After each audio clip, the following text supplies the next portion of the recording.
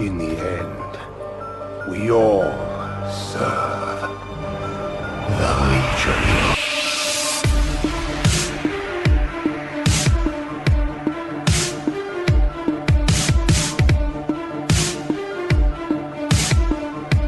Everyone says they're ready. Go ahead and count us down.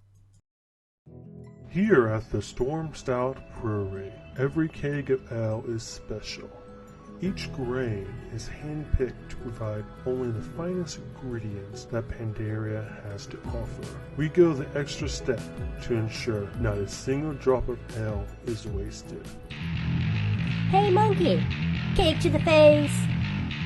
Hey giant bunny, cake to the face. Hey flying beer monster, cake to the face.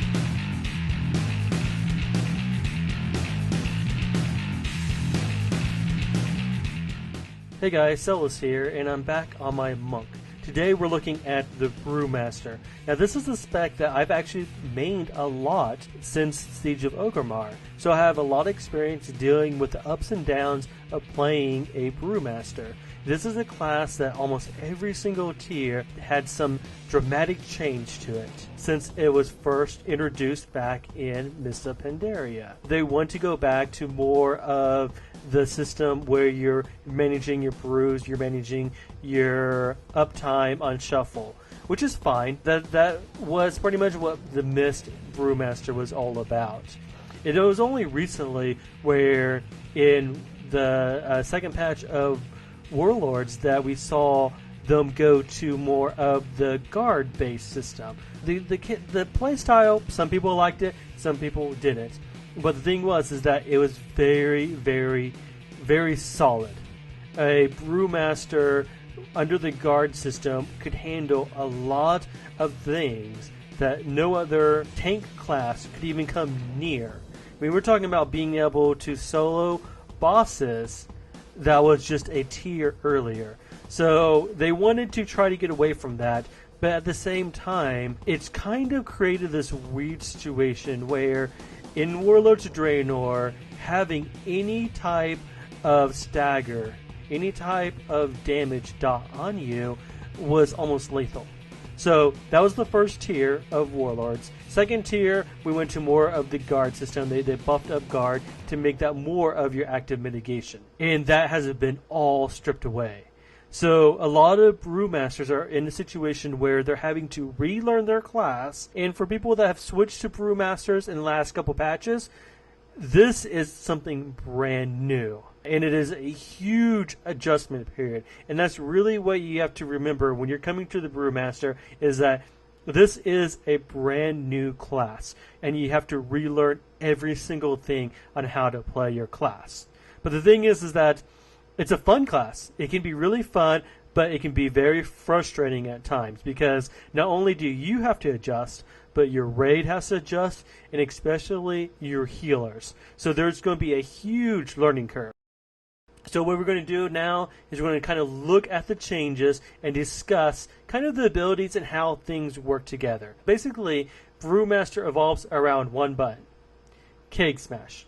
You basically want to have Keg Smash on cooldown almost immediately. And I recommend that you have some way of keeping track of it so that the instant it comes off, you want to make sure that you have the 40 energy to spend, and you want to make sure that you're hitting that. Because of what Keg Smash does for you is a little bit ridiculous. So they've increased the range. It is now 15 yards, 6-second cooldown, deals a lot of damage to all enemies within 8 yards, and it reduces their movement speed by 50%.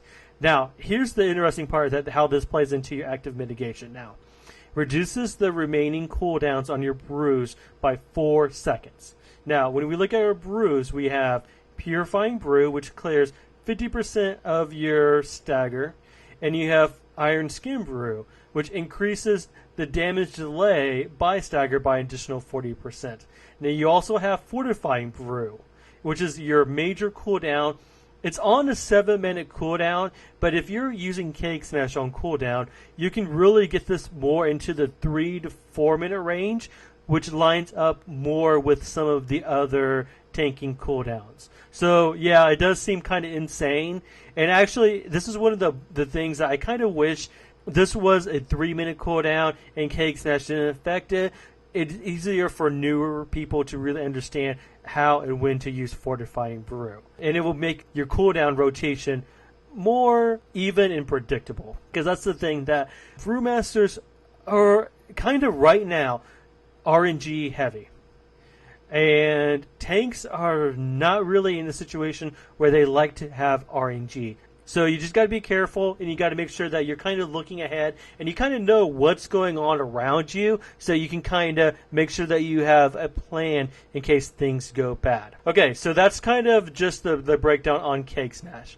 So you're going to go in, you're going to open with Cake Smash. You have Tiger Palm is your spender. Basically, you want to go Cake Smash on cooldown. If you have energy, don't want to cap it, you want to spend that energy on Tiger Palm. So Cake Smash, Tiger Palm. That's your basic rotation when it comes to dealing with the energy. You can get some damage going by rolling Tiger Palms. Tiger Palm is 25 energy.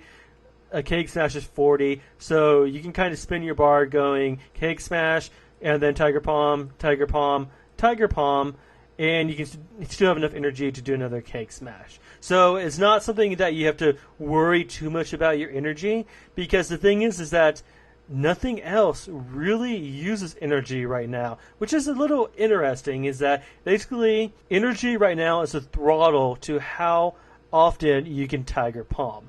Cake Smash at 40, Tiger Palm rest of the time. Basically, you're trying not to cap. You also have Blackout Strike. Blackout Strike is your filler. This is an instant a little under 3 second cooldown. Does some decent damage. But the interesting thing about Blackout Strike is when it comes to your talents. You have a talent called Blackout Combos.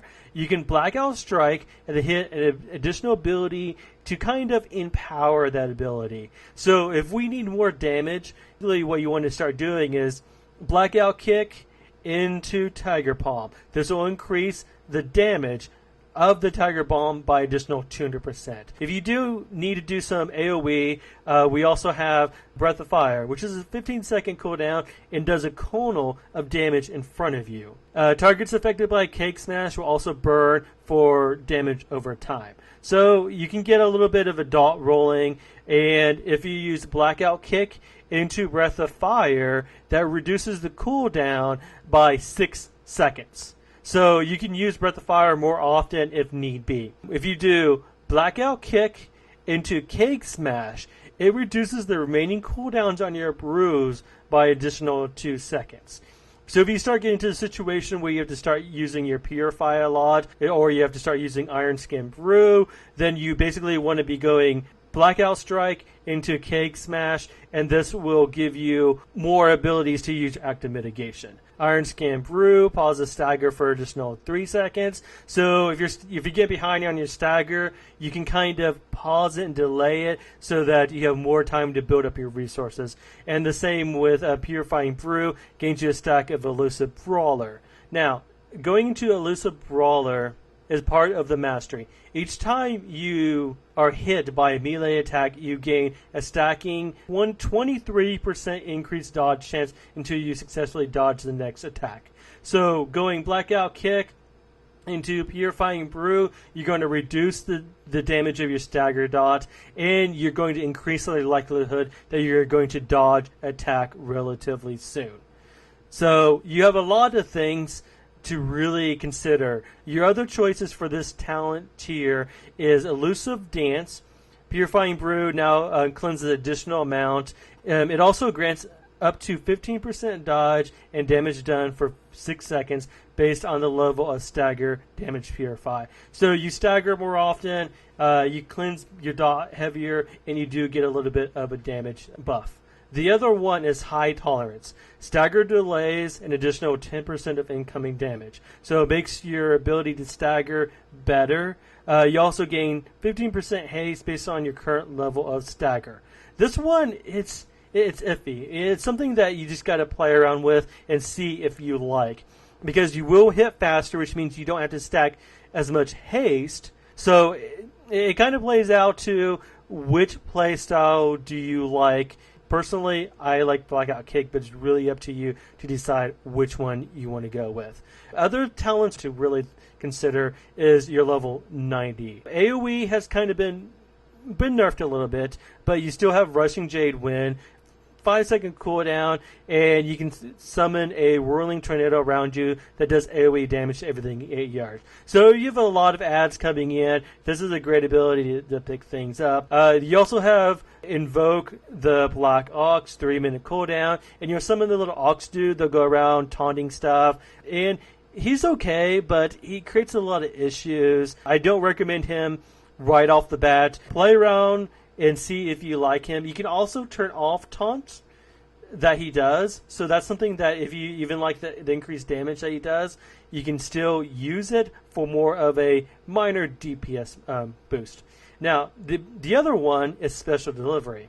Whenever you drink any brew, well actually, whenever you drink Iron Skin or Purifying Brew, you have a 30% chance to toss a keg high in the air that will land nearby after 3 seconds, doing a decent amount of damage to all enemies within 8 yards and reduces their movement. So basically, in essence, what's going on here is you have a chance to proc a free Keg Smash. It's decent, but also, again, is adding more into the RNG of you can't really, on demand, have AoE. It's a chance for it to happen. The only other talent row that we really have to talk about that's kind of new is the 45 level. You have Light Brew, which is the one I've been using right now, just because I've been trying to play around with Iron Skin Brew, Purifying Brew, and trying to figure out where exactly the good mix of when you want to brew, when you want to use Iron Skin, when you want to purify. So this gives me a little more of a leeway room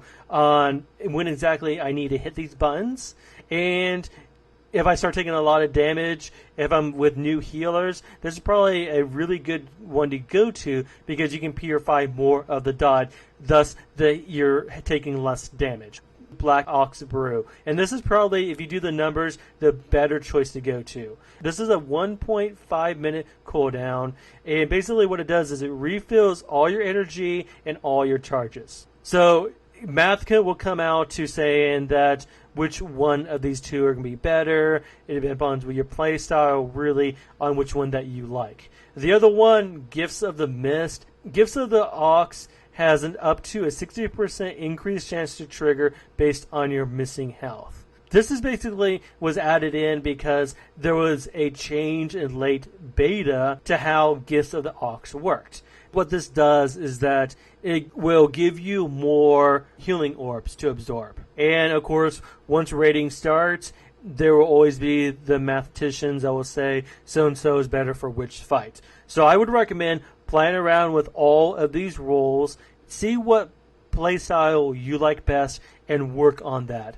It's really going to come down to adjusting to the fights when it comes to Brewmaster and making sure that you kind of know what's going on so you can anticipate the RNG that you have to deal with and what the bosses are going to throw at you. Okay, so I'm going to roll in. I'm going to act like that's a big giant monster and I'm going to kill it. I'm going to roll my Iron Skin Brew, hit Blackout Kick, Keg Smash, and then start my Tiger Palm rotation, weaving in if there's a little adds, Rushing Jade Wind, Breath of Fire, Keg Smash came off cooldown, hit that again, hit my Iron Skin to keep that rolling, Tiger Palm, Blackout Kick, Keg Smash, about to cap, hit Iron Skin, Tiger Palm, Blackout Kick, Breath of Fire, get that rolling, Keg Smash, Blackout Strike, going to get some more damage going, Blackout Kick, Tiger Palm, Brew, Keg Smash, Tiger Palm, Blackout Strike, Tiger Palm, Brew. The rotation is, depending on how much haste you have, it's how fast the rotation is going to feel. There are some people that are kind of concerned that this spec was slowed down. That's probably because they're still at a low haste. Haste wasn't really valued as much as Mastery and Crit was. So once you look at your stats and you change your stats around to what feels comfortable. Right now, I'm running around 30 haste, 25% crit, 23% mastery, and this is working pretty well for me for the most part. 30 haste is probably around the good area where you can hit all your stuff and not ever have to worry about having slow periods in your rotation. Mastery, actually, once you start getting into boss fights, Mastery will actually start to prove pretty useful as you start to notice that your elusive brawler ability will start dodging a lot of attacks. So right now I recommend kind of going haste Mastery, but for the most part just up your haste to around 30% and you should really be fine. I'm going to spend a couple minutes going into your active mitigation because this is kind of important. With active mitigation, as I was saying earlier, you have Iron Skin Brew and you have Purifying Brew. And the thing is that right now it is showing that you want to purify anywhere between 20% and 50%. So that's a huge margin. So if you start taking yellow damage, start taking red damage, you definitely want to make sure you're purifying. The thing to remember about Iron Skin Brew is that this is not mitigation. Basically, all it's doing is delaying the damage you take over time. So really, your ability to reduce the damage that you take is based upon how much you can purify. Basically, all Iron Skin Brew is doing is delaying that time. So it smooths the damage, but it's not really active mitigation. It's just one of those things that you play around with and you'll kind of start to understand. The other thing, though, too, is that you got to be careful because it depends upon what period of time that you played at Brewmaster. Green damage can be considered dangerous. Green damage is not dangerous anymore. It's more of an annoyance.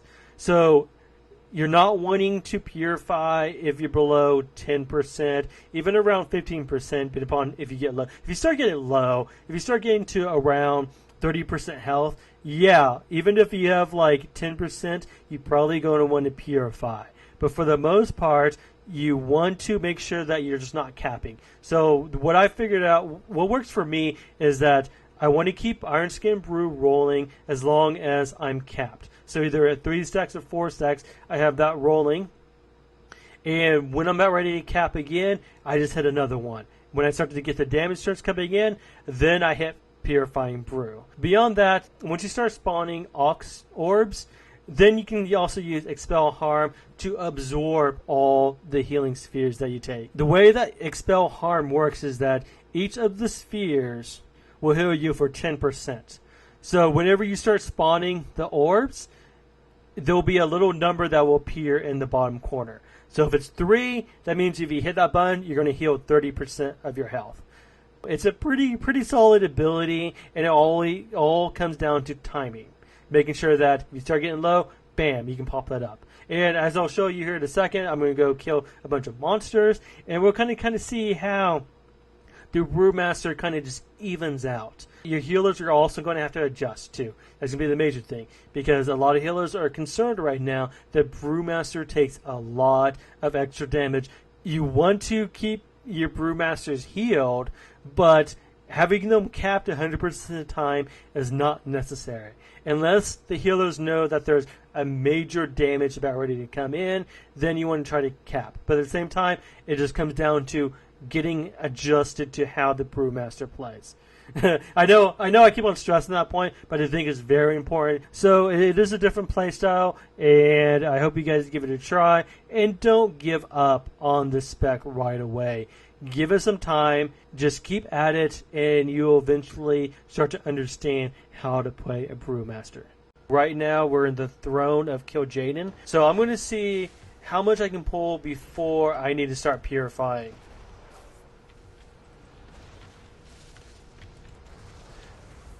So right now, I'm at 10% stagger, but as you can see, my health is starting to drop. So I'm going to head ahead of Purifying Brew. I'm also making sure that you're using your utilities as well. So as you can see right there, basically using Leg Sweep prevented a couple seconds worth of damage.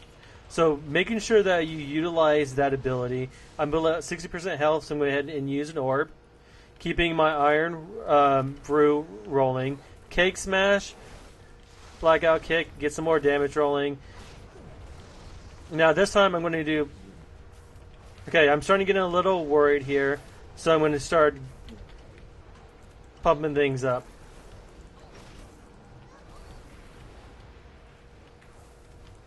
So right now I have 2 orbs out. Going to use them, and then bam, I'm already back above 70% health. I use my spinning leg sweep. Give me a couple seconds to recover. Go ahead and use my last orb. Cake smash. Blackout kick.